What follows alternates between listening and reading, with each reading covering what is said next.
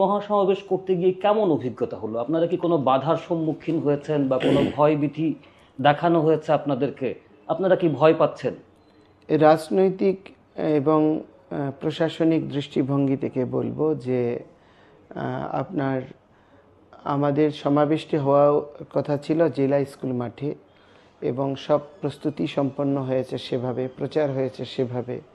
15 তারিখের অনুমোদন নেওয়া হয়েছিল, পরে আমরা এটি 22 তারিখ করি এবং সেটাও ডিসিকে অবহিত করা হয়, প্রশাসনকে অবহিত করা হয় এবং তারা আপত্তি করেনি, সহযোগ দেওয়ার আশ্বাস দিয়েছিল।